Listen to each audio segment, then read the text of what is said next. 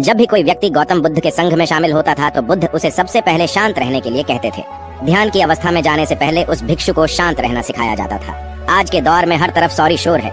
इसकी वजह से दिमाग में तनाव पैदा होना लाजमी है। ऐसे में अगर आप हर रोज कुछ देर मौन रहने का अभ्यास करते हैं तो इससे आपके तनाव पैदा होने वाले हार्मोन के लेवल में कमी आती है। इससे आपका दिमाग शांत होता है, गुस्सा नियंत्रित रहता है और तनाव बढ़ाने वाले हार्मोन्स का लेवल घटता है। आज के इस वीडियो में हम जानेंगे कि किन मौकों पर हमें शांत रहना है और किन मौकों पर हमें बोलना है और शांत रहने से हमारे अंदर क्या बदलाव आ सकता है। दोस्तों, संध्या काल का समय था। गुरु अपने सभी शिष्यों को बुलाते हैं और कहते हैं, कल सुबह सब लोग नदी में स्नान करने के बाद तुरंत हमारी कुटिया के सामने उपस्थित हो जाना। सभी इसी से हैरान रह जाते हैं कि हम लोगों ने कुछ गलती की है क्या, लेकिन गुस्से से यह कहते हैं कि हो सकता है कि गुरुजी कल सुबह कुछ अच्छी बात बताने वाले हैं। सब लोग रात को सही समय पर सो जाते हैं और सुबह उठकर सभी लोग नदी में स्नान करने के बाद वापस गुरुजी के सामने उपस्थित हो जाते हैं। गुरु कहते हैं, आज हम तुम सबको चुप रहने के फायदे के बारे में बताऊंगा। गुरु कहते हैं, 10 मौके जहां पर चुप रहने से होता है लाभ और बोलने से नुकसान। गुरु कहते हैं, अगर आप इन 10 मौकों पर शांत हो गए यानी मौन हो गए तो आप जो चाहेंगे वही मिल जाएगा। आपकी जिंदगी में चमत्कारिक बदलाव शुरू हो जाएंगे। जरूरत से ज्यादा बोलना या चुप रहना दोनों ही अच्छी बात नहीं है। जैसे जरूरत से ज्यादा बारिश हो जाना या फिर धूप दोनों ही दिक्कत देती है, उसी तरह अनावश्यक बोलने से भी काफी नुकसान होता है। गुरु कहते हैं कि पहला ऐसा मौका जहां पर व्यक्ति को चुप रहना चाहिए, बिना तथ्य के ना बोले। गुरु ने कहा, अगर आपके पास कोई तथ्य नहीं है तो वहां चुप रहने में ही भलाई है। चुप बैठने से दिमाग में नई कोशिकाओं का निर्माण होता है और इससे ज्ञान की वृद्धि होती है। बोलने में भलाई वही है जहां आपको किसी चीज के बारे में पूरा ज्ञान हो। अगर आप बिना तथ्य के कहीं बोलते हैं या फिर बेवजह बोलते हैं तो आपका वहां मजाक भी बन सकता है। अगर आपके पास पर्याप्त जानकारी नहीं है, ऐसी जगह पर बोलने से आपका मजाक तो बनी रहेगी, साथ ही साथ लोगों का भरोसा भी आपसे उठने लगेगा। इसलिए ऐसी जगह पर शांत रहो जहां तुम्हें पता ना हो कि क्या बोलना है क्या नहीं। कई बार कुछ लोग ऐसे होते हैं जो हर जगह अपनी उपस्थिति बताने लगते हैं। उन्हें पता नहीं होता है कि हमें क्या बोलना है, लेकिन फिर भी बोलते जाते हैं और फिर बाद में दूसरे लोग उनके जाने के बाद उनका मजाक उड़ाते हैं। जब तक आपको उस तथ्य के बारे में अच्छा ज्ञान नहीं है, उसके बारे में पता नहीं है, तो वहां चुप रहना ही ज्यादा समझदारी है। गुरु ने कहा, दूसरा ऐसा मौका जहां पर व्यक्ति को चुप रहना चाहिए। शब्दों से न पहुंचे ठेस, अगर आपके शब्द किसी को मानसिक ठेस पहुंचा रहे हैं तो वहां चुप हो जाना चाहिए। कमजोर व्यक्ति के बारे में कुछ भी बोलकर आप महान नहीं बन सकते हैं। महान आप किसी कमजोर का साथ देने में बनेंगे। कई बार होता है कुछ लोग अपने से छोटे व्यक्ति को भला बुरा कहते रहते हैं। सामने वाला इंसान तो कद से आपसे छोटा है, वह आपको कुछ नहीं बोलेगा, लेकिन आप उसकी नजरों में गिरते चले जाएंगे। हो सकता है कि कल वह भी आपसे पद में बड़ा हो जाए। पद में आपसे जब वह बड़ा हो जाएगा तो आज जो रवैया आपका उसके साथ है, आने वाले समय में वह भी आपके साथ वही करेगा। आप किसी को नीचा दिखाकर बड़ा नहीं बन सकते हैं। बड़ा बनना है तो अपने से छोटे लोगों का इज्जत भी करना सीखें और साथ ही साथ बड़े लोगों का भी सम्मान करना चाहिए। लोगों को लगता है कि अगर वह अकड़ कर बोलेंगे और सामने वाले को नीचा गिराने की कोशिश करेंगे तो वह बड़े बन जाएंगे, तो यह उन सब की भूल है। बड़े होने की बजाय आप उनकी नजरों में गिरते चले जाएंगे। गुरु ने आगे कहा, इसलिए शिष्यों, तुम सब जब भी बोलना आदर भाव से बोलना ताकि तुम्हारी बात लोगों को अच्छी लगे। बोलने में भाई बहन, माता पिता, मित्र इत्यादि संबोधन शब्दों का इस्तेमाल जरूर करना। इससे तुम्हारी मान प्रतिष्ठा तो बढ़ेगी ही, साथ ही साथ लोगों की नजरों में तुम समझदार व्यक्ति बनते जाओगे। गुरु ने आगे कहा, तीसरा मौका जहां पर व्यक्ति को चुप रहने में ही भलाई है। क्रोध या घृणा करने वाले लोग, जब कोई अपना या सगा संबंधी आप पर क्रोध कर रहा हो, आपका अपमान कर रहा हो, तो आपको उस वक्त चुप रहना चाहिए ताकि सामने वाले का गुब्बारा पूरी तरह से फट जाए।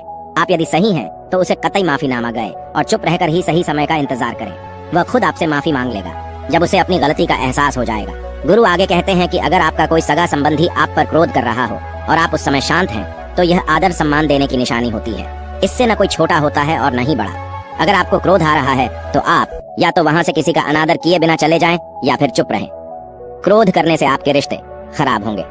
क्रोध करने से हमेशा क्रोध करने वाले व्यक्ति का ही बुरा होता है। गुरु आगे कहते हैं कि एक बार की बात है, एक सांप जंगल से भागते हुए किसी राजा के घर में पहुंच गया। लोगों ने छेड़खानी की तो वह बहुत ही गुस्सा हो गया, जिससे घर में जो तलवार पड़ी हुई थी उसी को लपेटकर कसने लगा और धीरे धीरे उसका पूरा शरीर कट गया। ठीक उसी प्रकार हमारा गुस्सा भी हमारे शरीर को तलवार की भांति काटता रहता है। गुस्सा ध्यान से खत्म होता है प्रतिदिन। अगर आप ध्यान की मुद्रा में बैठे हैं तो आपका गुस्सा आपके नियंत्रण में रहेगा। गुरु आगे कहते हैं कि यह तरीका है कि आप प्रतिदिन ध्यान का अभ्यास करें। इससे आपके शरीर में जो हार्मोन्स गुस्से को बढ़ावा देते हैं वह सब तुम्हारे नियंत्रण में रहेंगे, जिससे शरीर गुस्से पर आसानी तुम्हारा से काबू पा लेगा। लेकिन एक तरीका यह भी है कि जब भी आपको गुस्सा आए तो आप यह समझने का प्रयास करो कि क्या मेरा गुस्सा जायज है या नहीं। हमें वहां पर बोलना चाहिए कि नहीं। जब आप खुद इस बात का आकलन लगा पाएंगे तो आपको खुद पता चल जाएगा कि हमें गुस्सा करना चाहिए या नहीं। फिर भी आपको गुस्सा आ रहा है तो आप वहां से हटने का प्रयास करें, वहां से दूर चले जाएं। धीरे धीरे समय के साथ आपका दिमाग शांत हो जाएगा। गुरु ने कहा, चौथा ऐसा मौका जहाँ पर इंसान को बहुत ही समझदारी के साथ काम लेना चाहिए, वहाँ पर आपको चुप रहना ही चाहिए। जहाँ पर उस मुद्दे से आपका कोई संबंध ना हो। अगर आपका किसी मुद्दे से कोई संबंध ना हो तो वहाँ आपका चुप रहना बनता है। बिना किसी वजह अगर आप दूसरे के मुद्दे पर बोलेंगे तो यह आपके लिए अनिष्टकारी होगा। इसमें केवल और केवल आपका ही नुकसान है। जल्द ही आप किसी दो लोगों के बीच हो रहे विवाद में जल्दी अपनी टांग न डालें। अगर सामने वाला आपको बुला रहा है अपना झगड़ा शांत करवाने के लिए तो ही आप वहाँ पर जाएं। किसी की व्यक्तिगत जिंदगी में दखल अंदाजी नहीं देनी चाहिए जब तक कि वह व्यक्ति आपको नहीं बुलाता है। अपने झगड़े को शांत करवाने के लिए कुछ लोग फालतू में दूसरे के विवाद में कूद पड़ते हैं। इससे उनके मान सम्मान मर्यादा पर लोग उंगली उठाने लगते हैं। गुरु कहते हैं कि 10 मौकों में 5वां ऐसा मौका जहां पर व्यक्ति को बहुत ही समझदारी के साथ चुप रहना चाहिए। आपके शब्दों से किसी मित्र को हानि न पहुंचे। अगर आपके शब्द सामने वाले के परिवार या मित्रों की प्रतिष्ठा के बारे में बुरी झलक दिखा रहे हैं तो आपको चुप रहना चाहिए। किसी के परिवार या फिर मित्र के बारे में बुरा बोलने से केवल आप ही बुरे बनेंगे। जो चीज आसानी से खत्म की जा सकती है उसे अपने शब्दों से बड़ा न करें। बिना चिल्लाए बात करने का प्रयास करते रहना चाहिए। अगर आप बिना चिल्लाए कोई बात नहीं कह सकते तो आपका चुप रहने में ही भलाई है। किसी पर चिल्लाने से आपके व्यवहार के बारे में पता चलता है। ज्यादा बोलने से चीजें हमेशा खराब ही होती हैं। कई बार कुछ रिश्ते ज्यादा तेज बोलने की वजह से टूट जाते हैं। इसलिए अपनी आवाज में मीठापन लाएं। आपके शब्दों से आपके दोस्त को हानि नहीं पहुंचनी चाहिए। कभी कभी दोस्तों के जब हम मजाक हैं तो रहे कि आपके शब्दों से किसी का अनादर ना हो। मजाक को भी हमेशा शब्दों के मायने में ही रखें। जहाँ किसी को शब्दों से चोट लगे वहाँ चुप हो जाएं। ज्यादा बोलने से हमेशा नुकसान ही होता है।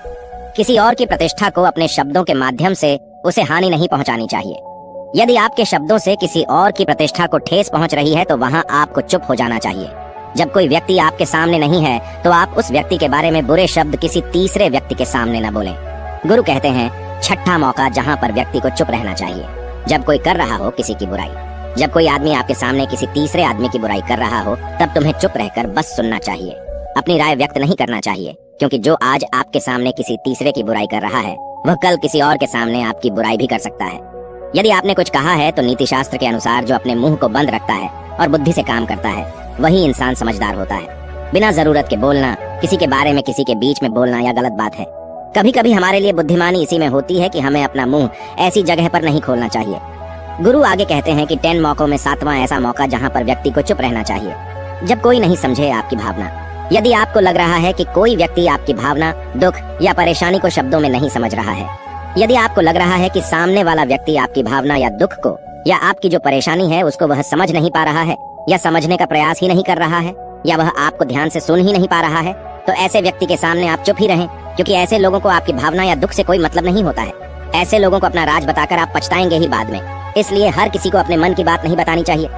अगर आपको लग रहा है कि सामने वाला आपकी बात को नहीं समझ पा रहा है, आपकी भावनाओं को नहीं समझ पा रहा है, तो वहाँ पर आपको नहीं बोलना चाहिए, क्योंकि आज में आपका मजाक ही बन जाएगा जब आपको लगने लगे कि सामने वाला आपकी भावनाओं को ठीक तरीके से समझ रहा है, आप जो कह रहे हैं वह ठीक से सुन रहा है, तभी आप उससे अपनी बात कहें। गुरु कहते हैं कि 8वां मौका जहाँ पर आपको चुप रहना चाहिए, जब कोई इंसान अपना दुख व्यक्त करे। यदि कोई इंसान अपने दुख या परेशानी को आपको बता रहा है तो इसका मतलब यह है कि वह आपको अपना समझ रहा है। ऐसे में तुरंत ही उसे समाधान बताने के बजाय चुप रहकर उसके दुख या समस्या को सुने। उसके दुख या समस्या को किसी और को न बताएं। वह इसलिए नहीं बता रहा है कि उसकी समस्याओं का समाधान कर देंगे, बल्कि वह इसलिए भी बता रहा है कि सामने वाला उसकी बात को समझ रहा है। कई बार बताने से दुख कम हो जाते हैं। आपको अपना दुख इसलिए बता रहा होगा कि उसे लग रहा है कि आप उसकी बात को समझ रहे हैं। दुख बांटने से कम हो जाता है। इसलिए जब कोई व्यक्ति अपना दुख आपसे व्यक्त करे तो आप चुप मारकर उसकी बात को बहुत ही ध्यान से सुने, ताकि उसके दुख कम हो जाएं। उसके मन का बोझ हल्का हो जाए, क्योंकि उसके मन में जो भी बातें थी वह आपको सब बता दिया। गुरु आगे कहते हैं कि 10 जगहों में 9 ही ऐसी जगह जहाँ पर आपको चुप रहना चाहिए। जहाँ पर दुष्ट प्रकृति के लोग रह रहे हों और गाली गलौज कर रहे हों तो आप वहाँ पर मत जाइए। ऐसी जगहों से आप चुपचाप निकल जाएं, अर्थात अपनी प्रतिक्रिया दिए बिना आप वहाँ से चले जाएं, क्योंकि जिसकी जुबान खराब होती है, जो दुष्ट प्रकृति के लोग होते हैं, उनको आप ऐसे समय में नहीं समझा सकते हैं। जब उनका दिमाग पूरी तरह से शांत हो जाए तभी वह आपकी बात सुनेंगे।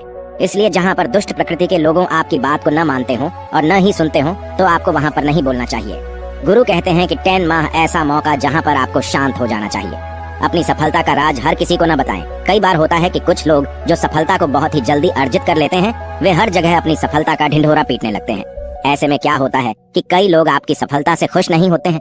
अगर आप अपनी सफलता का जबरदस्ती लोगों में ढिंढोरा पिटवा रहे हैं तो लोगों की नकारात्मक ऊर्जा आपको प्रभावित कर सकती है।